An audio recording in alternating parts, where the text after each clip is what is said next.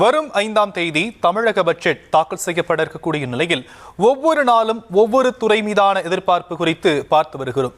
அந்த வகையில் இன்று சமூக நீதி மீதான எதிர்பார்ப்புகள் குறித்து பார்க்க இருக்கிறோம். ஆதி திராவிடர் மற்றும் பழங்குடியினர் நல நிதி வேறு திட்டங்களுக்கு மடைமாற்றம் செய்யாமல் முறையாக பயன்படுத்தப்படுமா, பழங்குடியின மக்களுக்கான புதிய திட்டங்கள் அறிவிக்கப்படுமா என எதிர்பார்ப்பு எழுந்திருக்கிறது. அப்படி சமூக நீதித்துறையின் எதிர்பார்ப்புகள், கோரிக்கைகள் என்ன என்பது குறித்த முழு விவரங்களை நம்முடைய செய்தியாளர் அஜய் வழங்க நாம் கேட்கலாம். அஜய், தமிழக பட்ஜெட் 5ஆம் தேதி தாக்கல் செய்யப்பட இருக்கு. தமிழக வெற்றி கழகம் தன்னுடைய முதல் பட்ஜெட்டை தாக்கல் செய்ய இருக்கிறாங்க. இந்த துறைக்கு ஒவ்வொரு ஆண்டும் பட்ஜெட்ல எவ்வளவு நிதி ஒதுக்கீடு செய்யப்படும், அந்த துறைக்கான எதிர்பார்ப்புகள் என்ன, கோரிக்கைகள் என்ன அஜய்?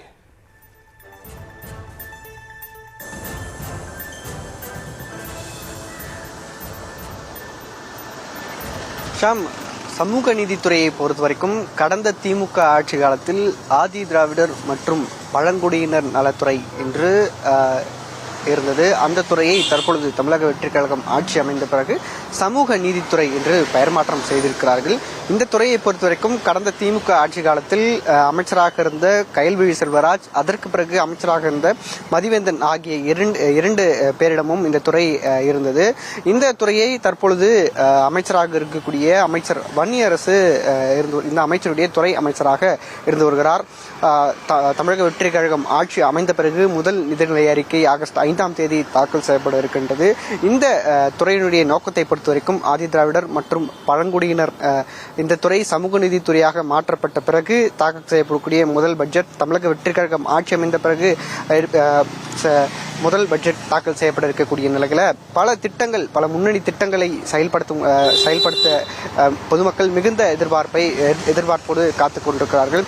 இந்த துறையினுடைய நோக்கத்தை பொறுத்த வரைக்கும் பொருளாதாரத்திலும் சமூகத்திலும் பின்தங்கி நிலைக்கக்கூடிய மக்களுக்கு அனைத்து சலுகைகளும் கிடைப்பதை உறுதி செய்வதுதான் இந்த துறையுடைய நோக்கமாக இருந்து வருகிறது. அப்படி இருக்கக்கூடிய ஒரு சூழ்நிலையில இந்த துறையை பொறுத்த வரைக்கும் பல அரசு மற்றும் அரசு நடத்தக்கூடிய ஆதி திராவிட நலப்பள்ளியில ஆசிரியர் பற்றாக்குறைகள் இருந்து வருகிறது.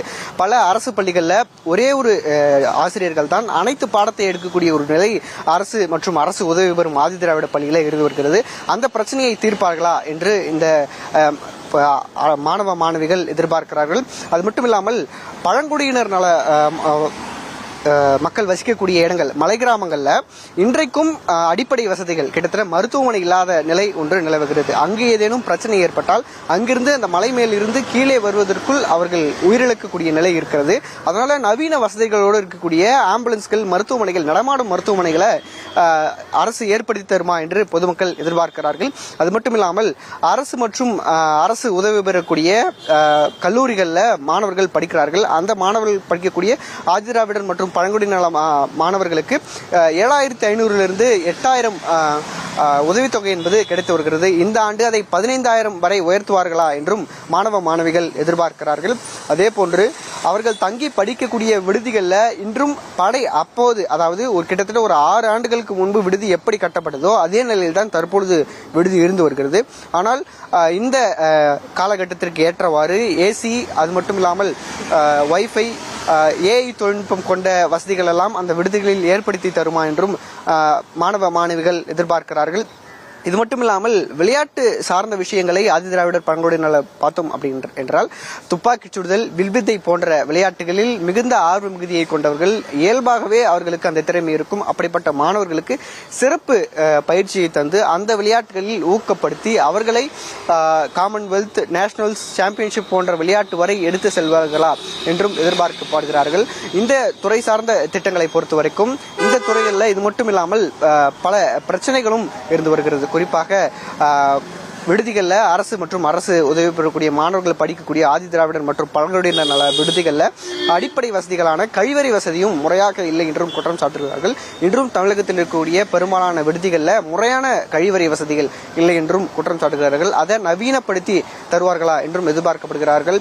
இந்த துறையை பொறுத்த வரைக்கும் வெறும் நிதியாக இல்லாமல் முக்கியமாக பொருளாதாரத்தில் பின்தங்கிய நிலையில் இருக்கக்கூடிய மாணவர்களுக்கு அனைத்தும் கிடைக்கக்கூடிய நோக்கம் கொண்ட இந்த துறையில வெறும் நிதியாக மட்டுமில்லாமல் அவர்களுக்கு தொழில் முனைவோர்களாக ஆக்கி இந்த திட்டத்தை முன்னோடி திட்டமாக மாற்றி அவர்களுக்கு ஒரு தொழில் முனைவோர்களாக ஆக்க வேண்டும் என்பதே பலருடைய பொதுமக்களுடைய கோரிக்கையாக இருக்கிறது.